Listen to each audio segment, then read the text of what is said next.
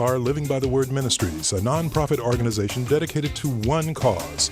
That cause is the truth given in the Holy Bible, which we believe is the inerrant and infallible Word of God, conferred to man to live by. We let the Word of God be the final authority as to what is or is not true. We strongly feel that if we do not expose false doctrine, we only encourage it. This ministry is designed to challenge you from an apologetic point of view. 1 Peter 3:15 instructs us to always be prepared to give an answer to everyone who asks you to give the reason for the hope that you have. But do this with gentleness and respect. This is Michael Tinsley. Please stay tuned while we arm you, the believer, to keep living by the Word. It's the noble thing to do. Yes, indeed. It is a noble thing to do to keep living by the Word. Ladies and gentlemen, welcome to Living by the Word Ministries presentation of the Bible Information Brokers. My name is Darrell Easy D. Fulton, and I have my radio Bible Information Brokers teammates here. I'll introduce momentarily. But we want to give you, the listening audience, also a part of the team, an opportunity to call in, email us, or even tweet us your question, because our desire on this live presentation is to give you a biblical response. What does the Bible say about what your question may be? So we want to give you that biblical response if there is one. If you're interested in what our opinion is about it, then please feel free to ask that as well. We can participate in that dialogue. But right now, start calling our first teammate. That's Eric. Brother Eric is ready to receive your phone call. You can call him right now, toll free at 888-995-KKLA. That's 888-995-KKLA. Numerically, that's 888-995-5552. If you're on the internet and you have that social media stuff, let a few thousand of your friends know on social media that you listen to a live presentation that's going to give you answers to your questions from a biblical perspective. And you can send us an email question while you're right there by going to our website at BibleInfoBrokers.com. BibleInfoBrokers.com, and send us an email question. Be one of the first to call in or send us an email question, or even tweet us at BibleInfoBrokers at BibleBrokers. That's tweeting BibleInfoBrokers at BibleBrokers. Call us at 888-995-5552 or email us a question at BibleInfoBrokers.com. That's our website. You can navigate and see the various resources that we have available to you. Now, without further ado, let me introduce my other teammates so we can get right into the broadcast. We have a limited amount of time, but we want to get as many questions and asked and answered as we can. So let me introduce right now my good friend Brian Allen in the studio. How you doing, Bree? Doing great, Darrell. I do want to say something to our listening audience. We had a virus on our website. I know people were trying to give ask questions or make a donation, and when they went to our website, some people were getting a pharmaceutical company. Oh, that's happened before. Okay, well, it was a virus, and just want to let the listening audience know that it has been fixed. Okay. So they can go to BibleInfoBrokers.com. They can put their questions in there. They can make their donations now. Okay. And so when they donated before, they're not getting any kind of pharmaceuticals from us, are they? Yeah, really. I mean, we don't want to do that. I don't think we have a license for it. No. Well, the fact was they wouldn't be able to donate. No, they couldn't get on. And so they can do that now. So. Appreciate that, Brian. Listen, Brian, why don't you introduce our other teammates so that we can get right into a subject matter we talked about before the broadcast came up. But we want to give the people an opportunity to call in right now. Go ahead and start calling in now to get your calls set up. Brother Eric will set your calls up for your questions. So have your questions ready. Take advantage of the open lines right now. Take advantage of the emails. But we're going to get into a subject matter that we kind of stemmed up from last week. Brian, introduce our other teammate as we do that. Well, like I always, whenever I host and I introduce, I always say my good friend, Professor Craig Hawkins. And so I've known Craig for a long, long time. And so he's a good friend and just a beautiful human being. So welcome, Professor Craig Hawkins. I don't know how to handle that. Yeah. Yeah. I'm a little sitting back in my seat too, PCH. You must want a favor. I hear it coming, brother. I hear it coming. No, Brian is a good friend. Absolutely. I just had a chuckle. I said, "Yeah, Eric will set you up." Hopefully not in the bed. Yeah, I just remember, Craig, when I first called you and I said, "Hey, Craig, we're having a radio show. We're doing a radio show. Definitely like for you to be a part of it." And then that's when it all got started. You met with all of us, met with the whole team, and we got going. Yes, absolutely. A few years ago. Hey, PCH, I did kind of mention it to you guys that I'm having reminiscing of my parents, Mama Grace and Big Daddy. I always call myself their baby boy because I'm their last son, and I am the baby of the family. And today would have been their 68th wedding anniversary on this date. So I've got all the pictures in front of me. I'm just kind of reminiscing, and I'm going to dedicate the broadcast on my part of it to them. So let's get into the broadcast. Brian. Oh, okay. No, there was something that I mentioned earlier. Ladies and gentlemen, there's times on this show where we do a little teaching because it's important, and there's some things that that you see what's going on in the media, comments that are being made, remarks that are being made, and last week the professor mentioned something about comments that are being made about people with the abortion issues, saying that, well, it's my right. And Craig made a point that most people don't even know or have a clue what that means, having a right means, and so what I thought about that this week, and I said, it'd be good for the listening audience to hear, really what does that mean? So as Christians, when you talk to somebody and that comment will come up, well, a woman has the right to do this or do that. And, Craig has always, he's always made the point, it's not a argument about a gender. It's not a gender argument. And two, who says you do have that right? And so I would like the professor to take, 10 minutes, 15 minutes to talk about, what that means to have a right, or does a person or does a woman really have a right to say, I have a right? So, Craig, can you take over from here and kind of go over what you meant last week when you said, most people don't even know what having a right means. So what does having a right mean? And ladies and gentlemen, before Professor does that, you can go ahead and call in right now at 888-995-5552. Eric's ready to receive your phone call, and go ahead and email us those questions as they're developing in your mind at BibleInfoBrokers.com. PCH. Well, thanks, guys. This is just common vocabulary today, vernacular. When people speak, you hear people constantly saying, I have a right, or you say you have a right to this or that. I have a right to this. You hear, I have a right to a job. I have a right to health care. I have a right to an education, and so on and so forth. And really, most of this talk is really flippant and flimsy. People really have not thought about this very much at all. They just parrot this stuff like we all know, we're all in agreement, and it's obvious. But if there's anything that's obvious, it's not obvious what rights are. There's three big questions. The first question is what do you mean by a right? When you say you have a right to something, what does that even mean? Number one, and its precise, specific definition.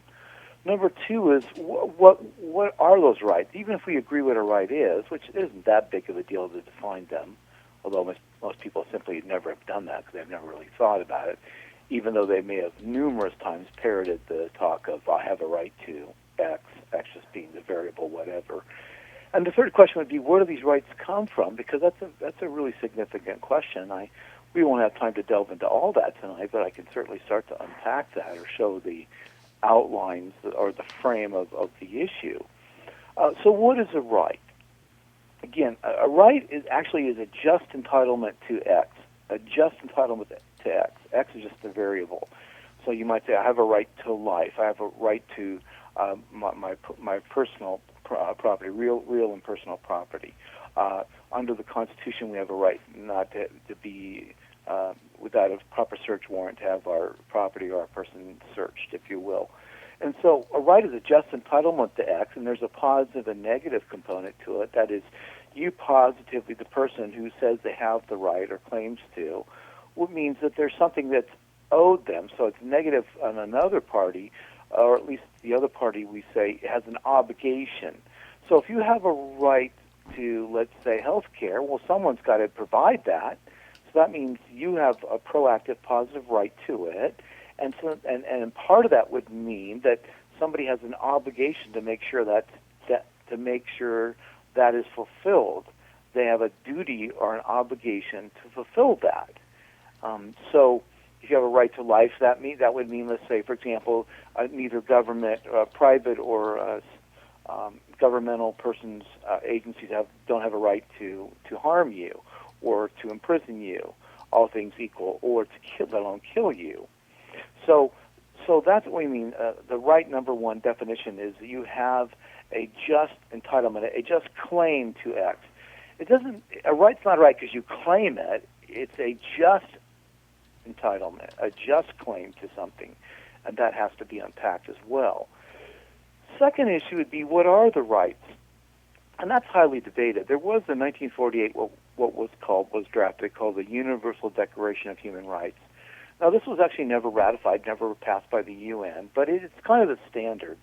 The gold standard in a secular sense is the Universal Declaration of Human Rights in 1948. Now, there have been many what we call treaties, protocols, covenants, and so on and so forth of various rights, and the major ones were done in 1976 or 1979, and so on and so forth.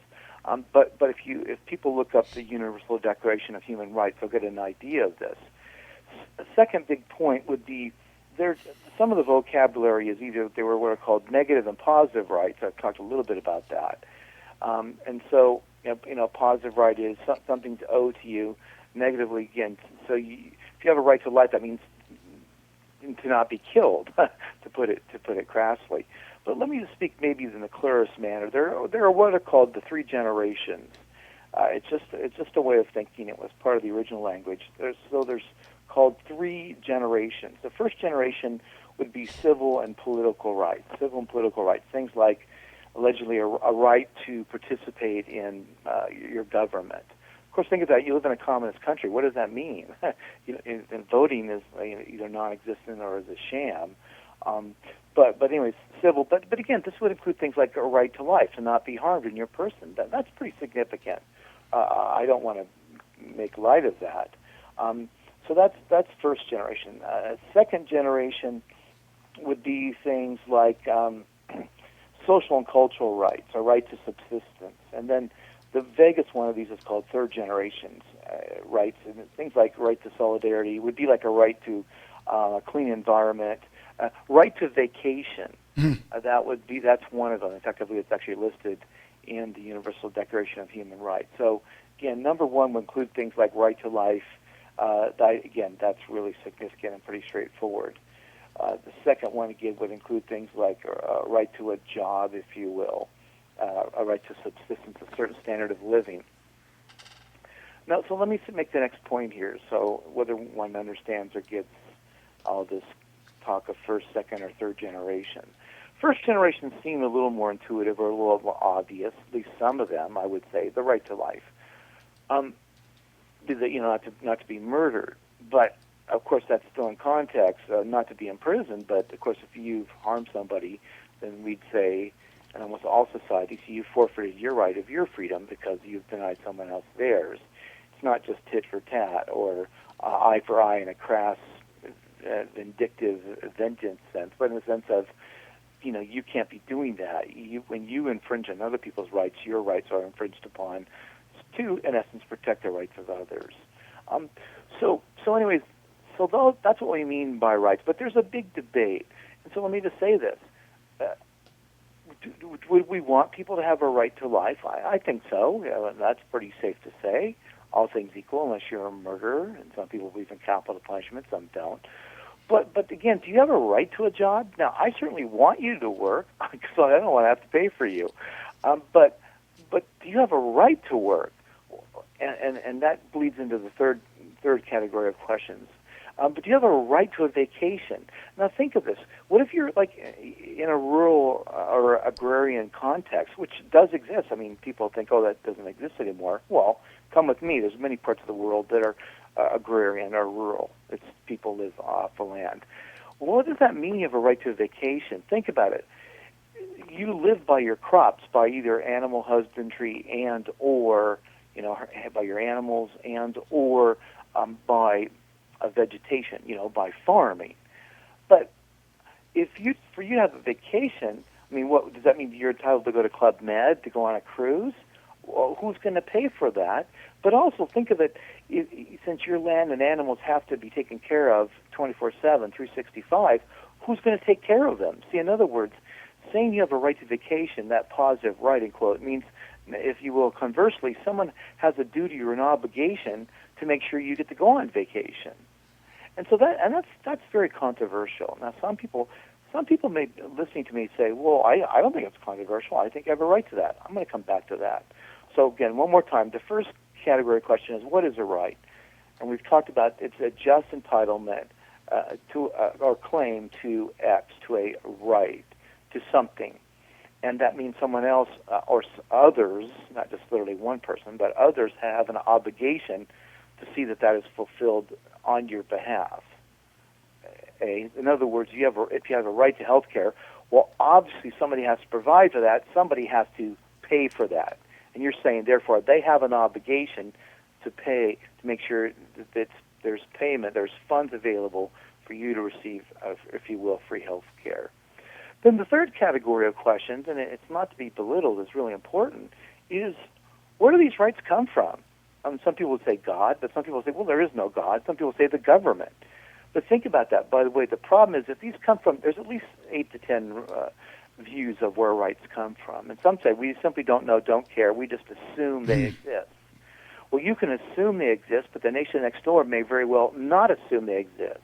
You may assume you have a right to your national sovereignty, and the nation next to you assumes you don't, and they overrun you. But again, let's say many people want to say, well, the state grants these. But here's the problem: what the state gives, the state can take away. Let's take Cambodia, right? 1975, 76, 75 actually.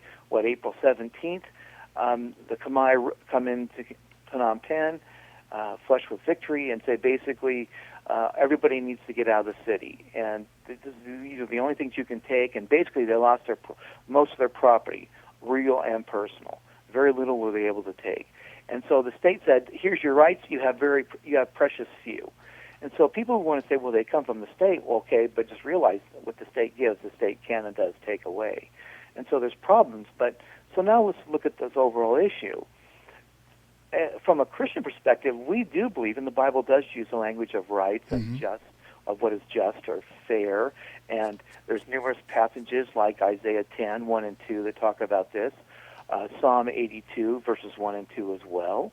I believe it's Proverbs 31, verses 6 through 8. Yeah. And there are other passages. Lamentations chapter 3, verses 35, 36, 37, uses the language of rights, or what's fair, what's just, or what's due someone. But many people, of course, are not Christians, and they don't operate from a Judeo-Christian perspective. So where do they get rights? Well, most people just make these up. They just make them up. And again, I'm not saying I don't want people to have health care. I'm not saying I don't want people to work. I'm not saying I don't want people to have education. But let's use that one, to stay with that one. But who says you have a right to an education? Now, again, I want you to have one. And by education, I mean even up to college level. Most governments, not all, but most want public education. Indeed, the reformers, Martin Luther and John Calvin, are the inventors, really, of public education. They're the ones that demanded that children have the availability of going to school. And we can come back to that later, but let me just kind of sum this up for right now. But people confuse that they want something and or even need something, that therefore they have a right to it.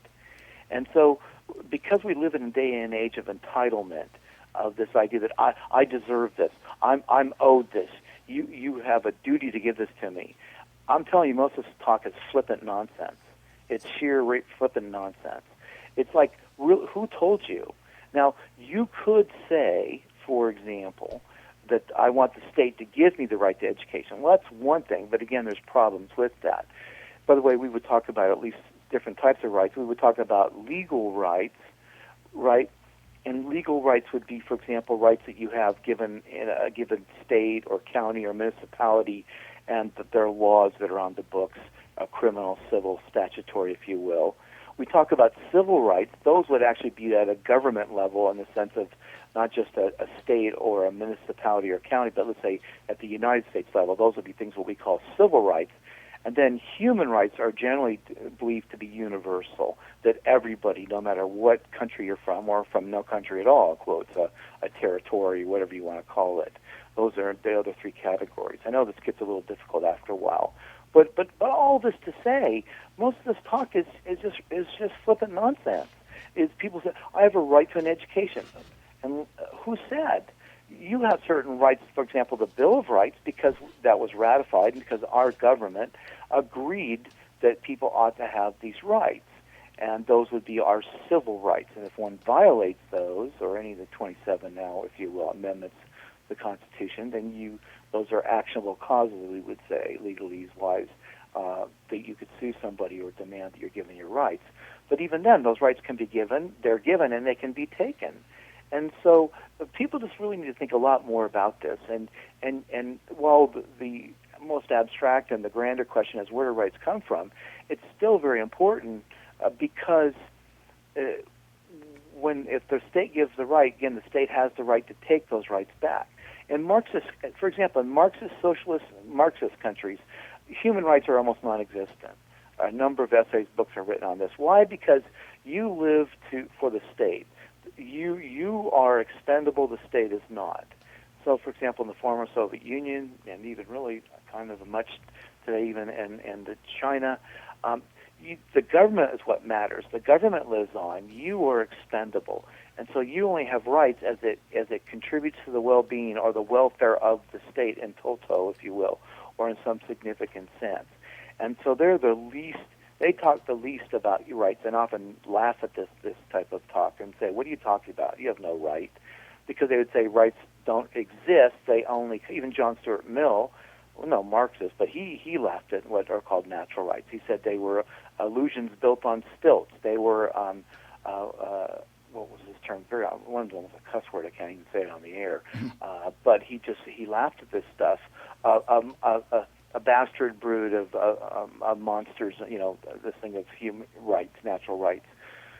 So it's not obvious, it's not apparent, and someone may say to me, well, I have a right to food, and I'm like, well, I want to feed you, and I want you to be fed, and I would pitch in to feed you if you've done everything you can and you're working, and through no fault of your own, you need food. Absolutely, you bet. But that you have a right to that, I don't know where you get that. Who told you that?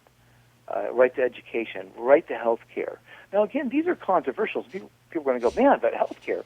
Hey, look, I want everybody to have health care. But saying that people have a right to it, unless you're a committed Christian, even then there's some debate and disagreement. I don't know where you get this stuff.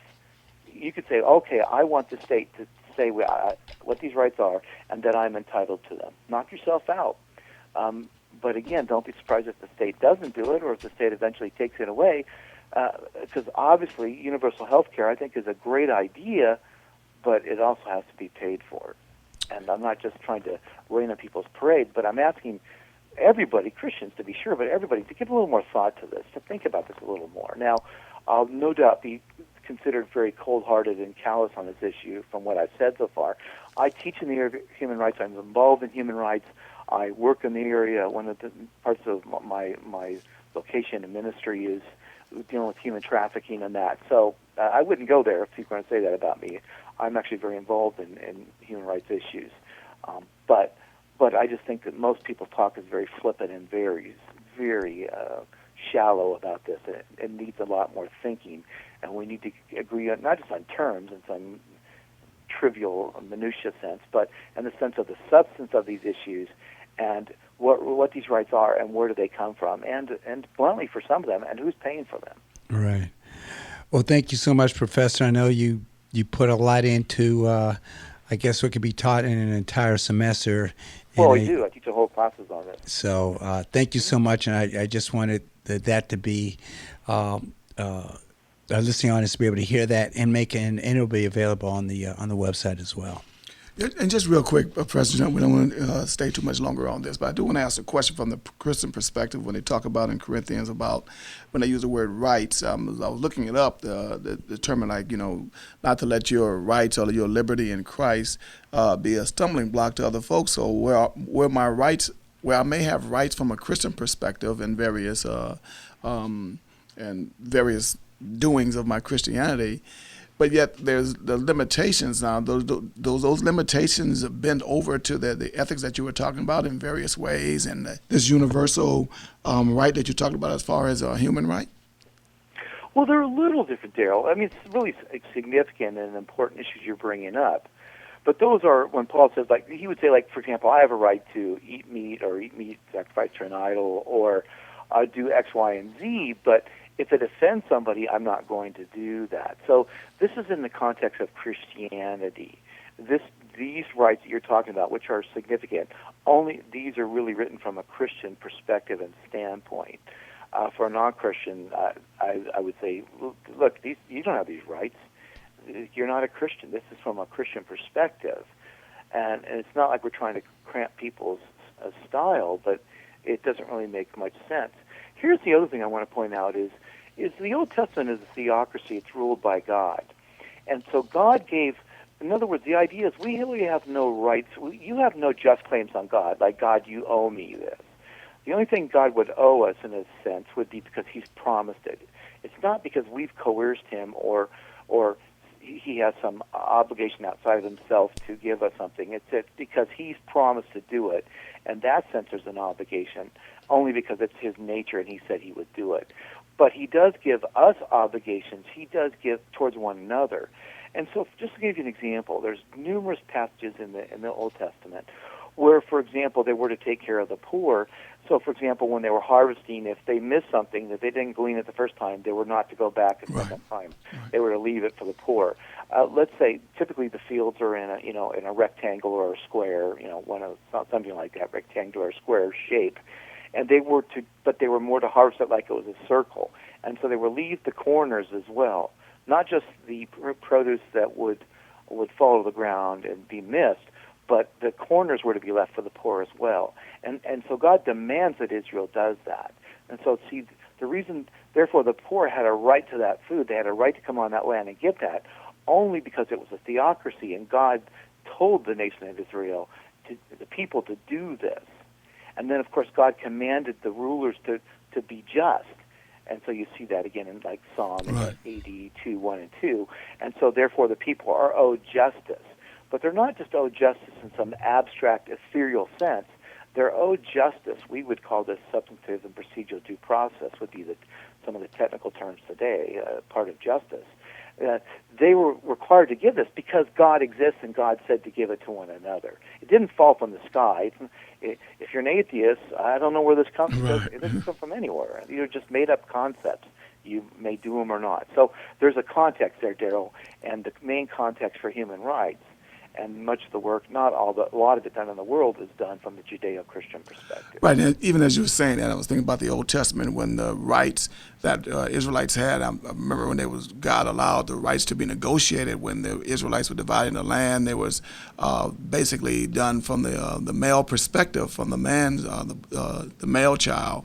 And then when one God did not have any males, the daughters actually complained about. I forget the daughter's name, but the point is that when Moses was divvying out the land, and God, he was challenged by these women, and God, he went back to God, and God said, yeah, you know what, we're gonna renegotiate that, as it were, not negotiate it, but God's changed the situation whereby the women, in that particular case, were able to get an inheritance, and that was again called their rights for that. Right, but I want to say this a little differently. That the society was patriarchal, and the inheritance did go to the male and the oldest male at that. But women did have the right to own property, correct, own personal, and many cultures women did not have the right to own property. Some today yeah, have exactly. the right. And additionally, for example, divorce is such a mess. But there are some biblical grounds. We see this, for example, in Deuteronomy 24. But the husband was required to give, if he did divorce his wife, a certificate. He was required to give her a bill of divorce, a certificate of divorce, and that actually was to protect her, and she had a right to claim that. That's right. In other words, because that would be her reputation, and so she had a right to claim that. You now see, not only can you give it, you must give it, and so therefore it's an obligation on the party divorcing the man or woman divorcing the other, that the bill of divorce must be given.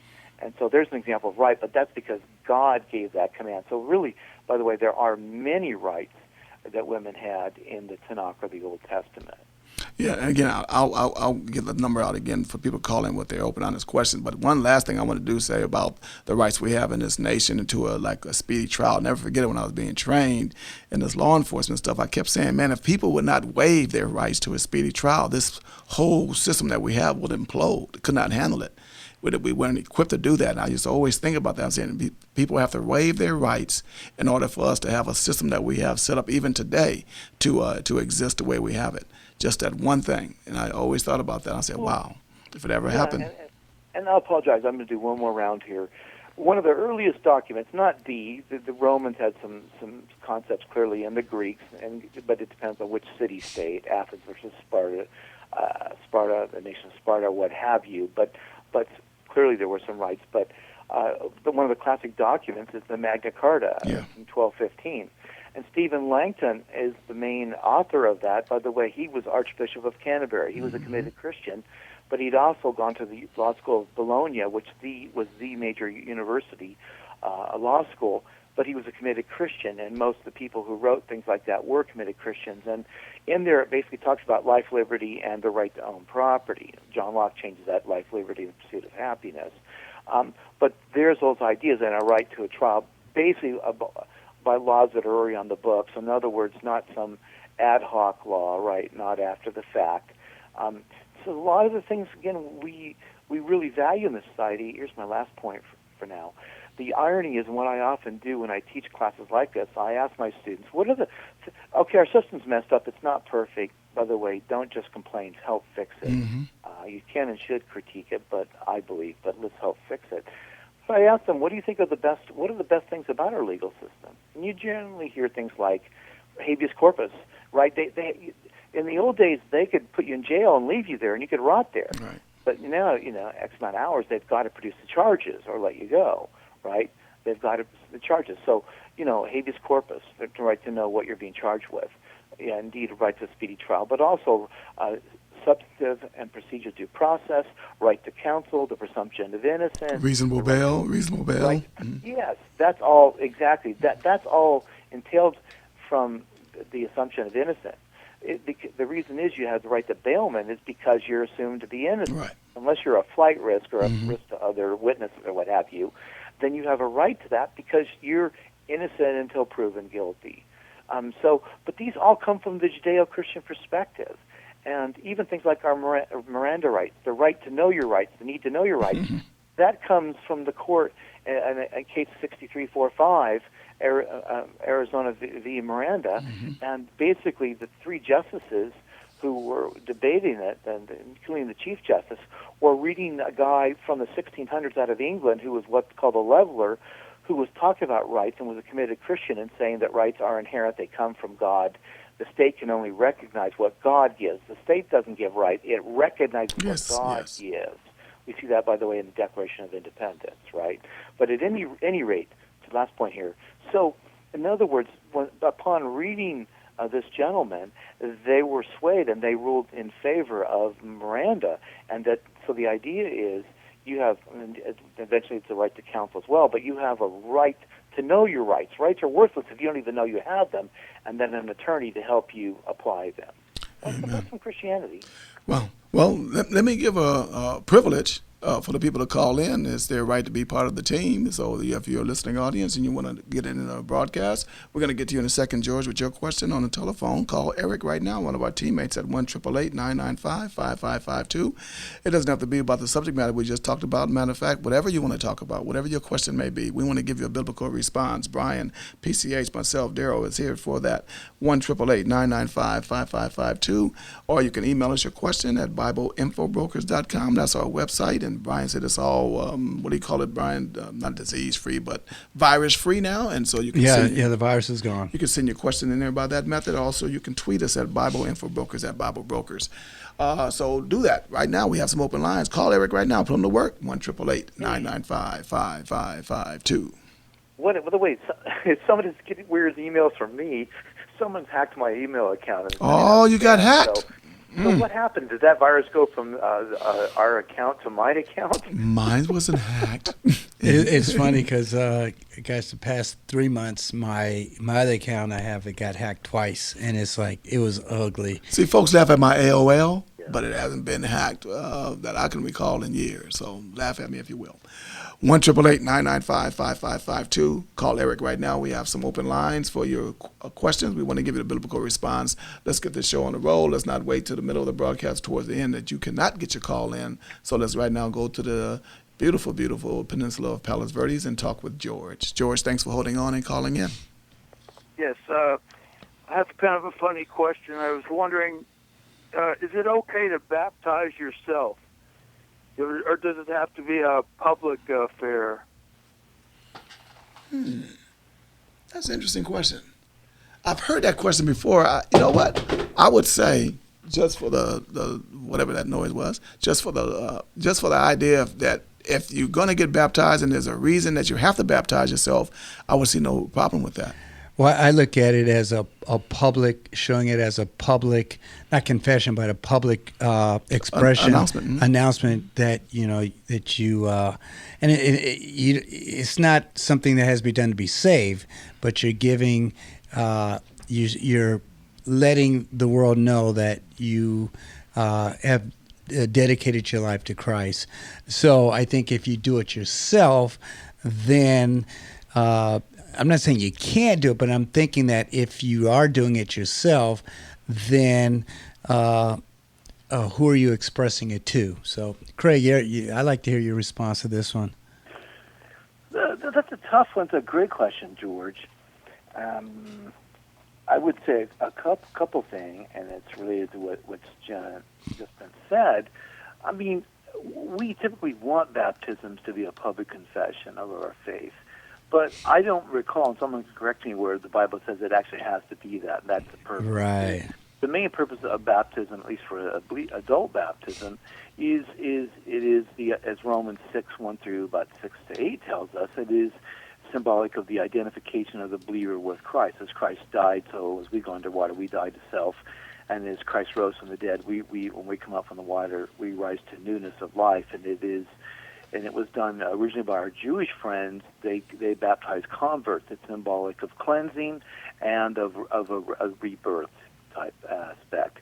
And so, to me, that's the main components of it for an adult, I would argue. And now many people will say, all those that Christ called, he called publicly. Well, he did, but I don't see any verse says that you have to do these things in some public setting.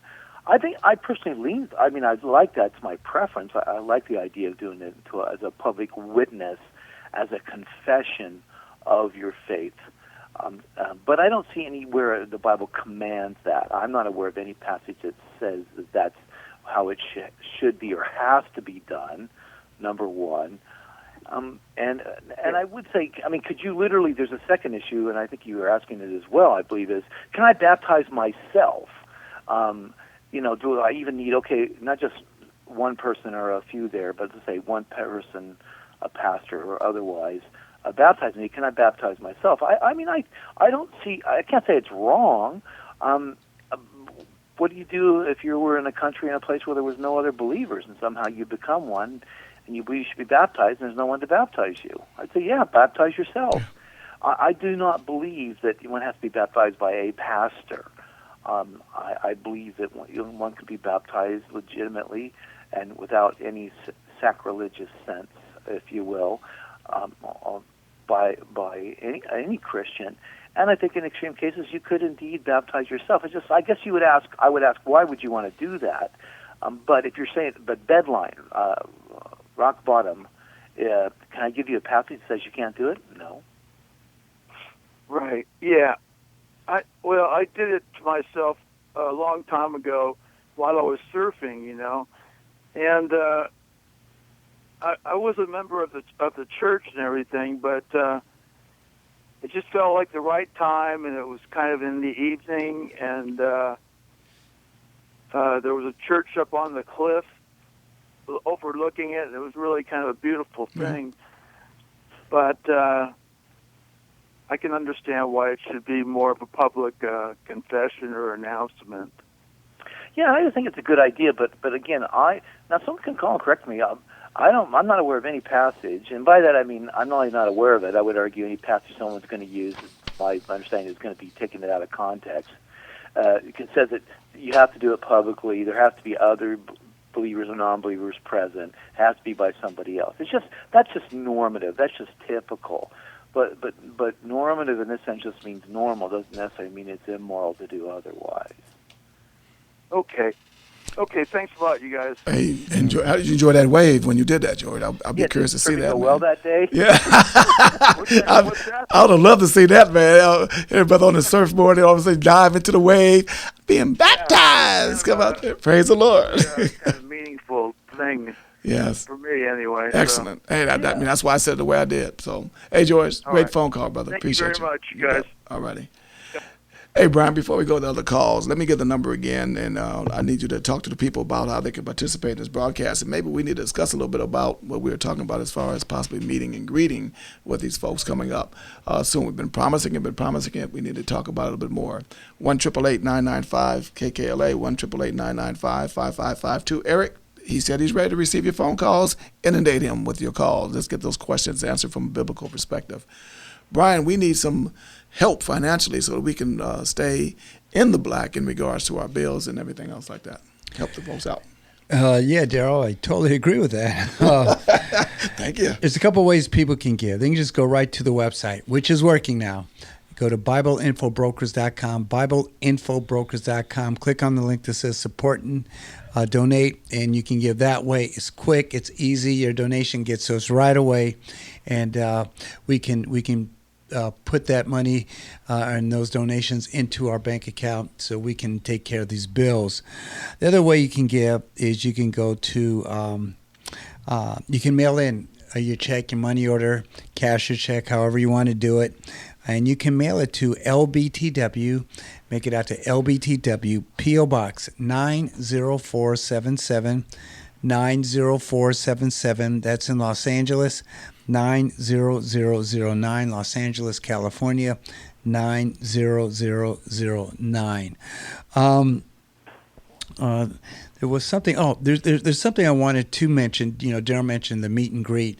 We have on our website, BibleInfoBrokers.com. There's a little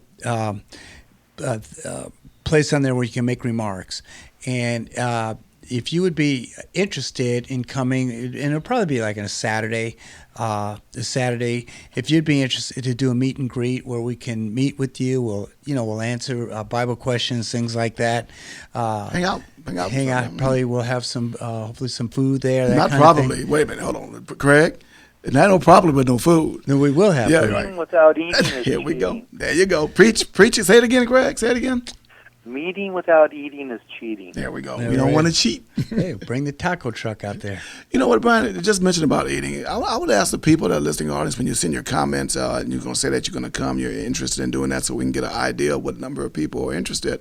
Also, if you're an owner of a restaurant or an eatery, or you have worked for one, and you might want to consider throwing that in their information, so we can contact you to see where we can get the best deal. Because we're always interested in a lot of good food for the best deal we can get. All right. So just go to the website and just let us know if you'd be interested. If we'll probably give out a month's notice, and then have a Saturday where we'll come. You can come out, meet, greet, answer Bible questions, and that kind of thing. So do that. So again, you can give on the website, and as well, just let us know if you'd be interested in coming out. And if you don't have access to the internet, you can also send us little postcards that, hey, I'm interested in how many people you might be bringing with you as well, so we can get sort of an informal head count, and that way we know what we need to do.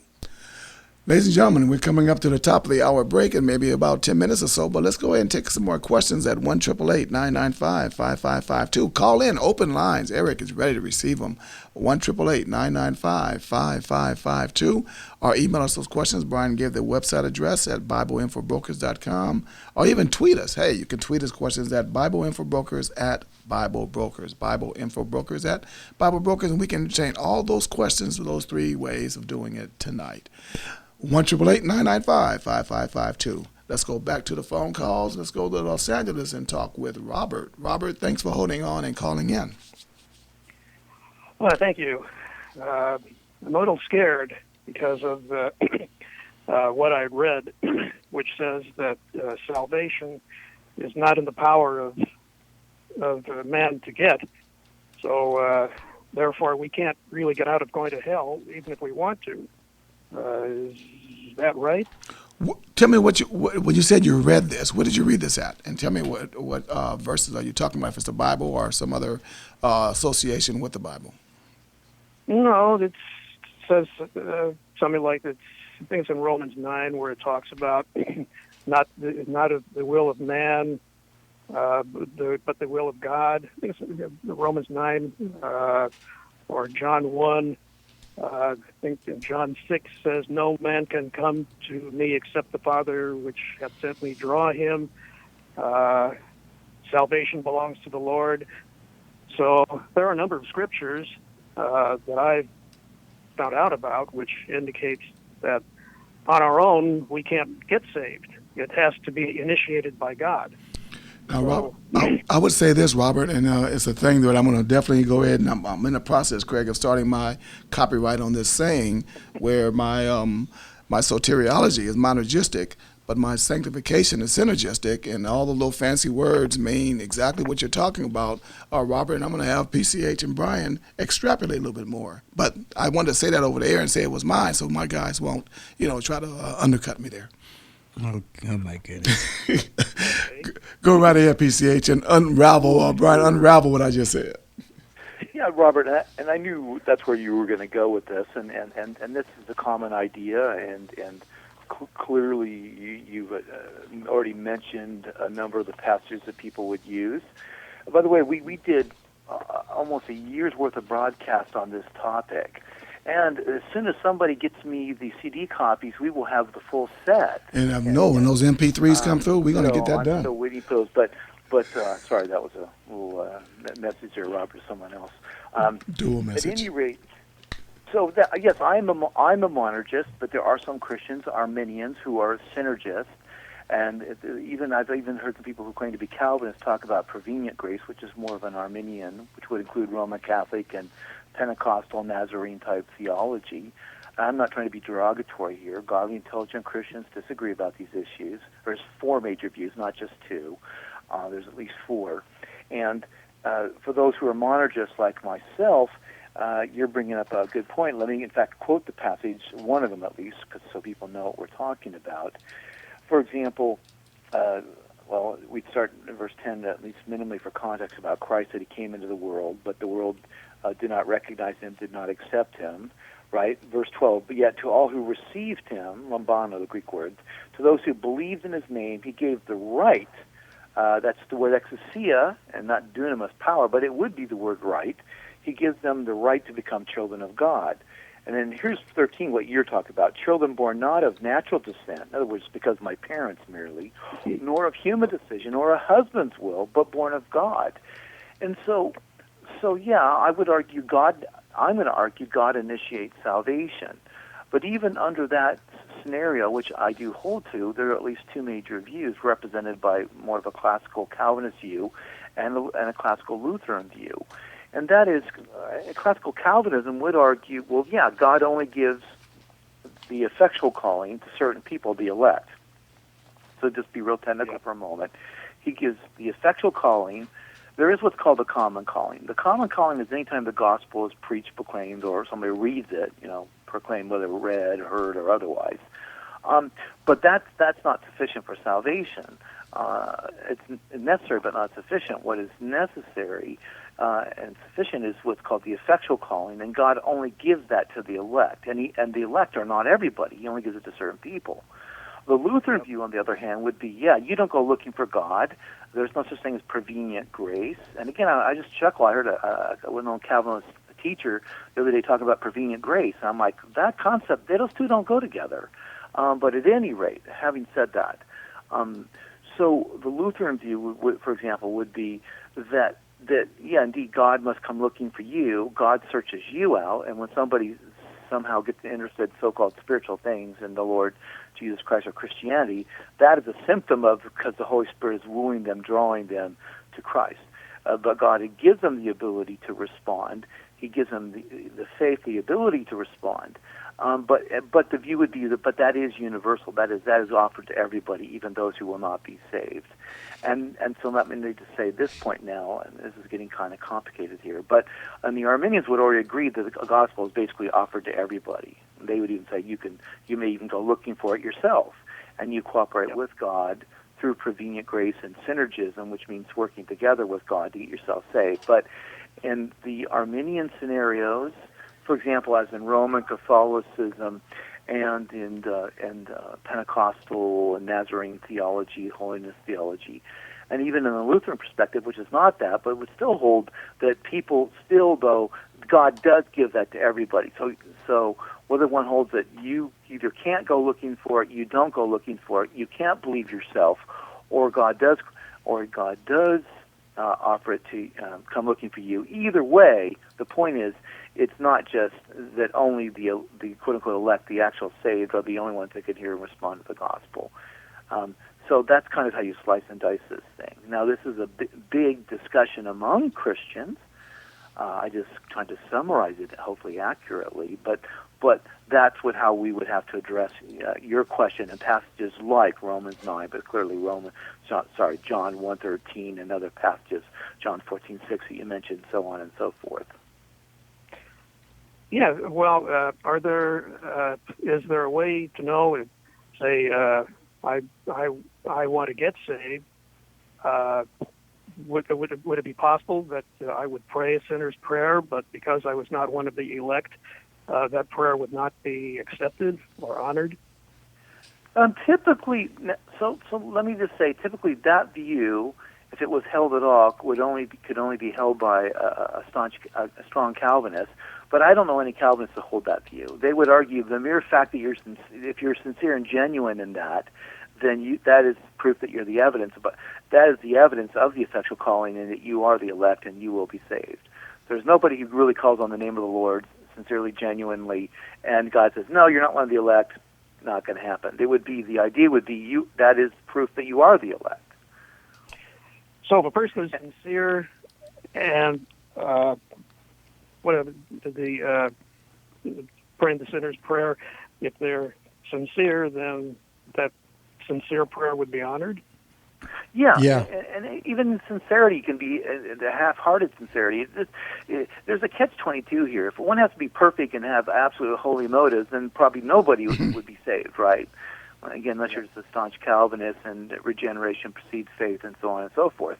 But for the vast majority of Christianity, they would say to this, Robert, they would say to you, look, if you're praying this and you're sincere, you're not just doing this because your girlfriend or your wife is pressuring you or other family members, or you want to look good, you're trying to sell something to somebody and you'll think it's going to help you sell it if you accept Christ in quotes.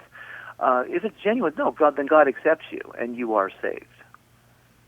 Now, they may teach you later can you lose that salvation for various reasons, but they would say, to answer your question directly, no, God doesn't have a block order on you. There's not a block call. In other words, no, we don't take this guy's prayers, if you will. There's no such thing in those scenarios.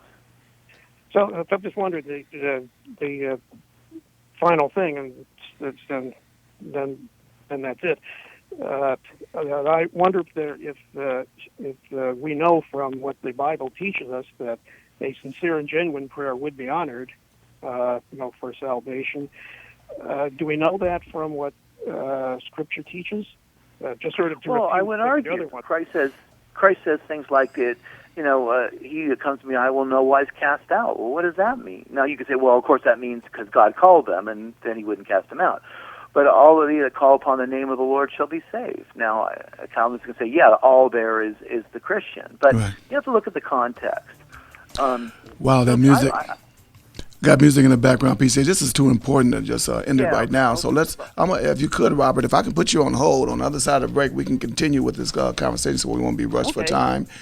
We have the opportunity for some open lines there, and people take advantage of them and call at 1-888-995-5552. So listen to these messages that not necessarily reflect what we believe, but listen to these messages nonetheless, and we'll be back after these messages.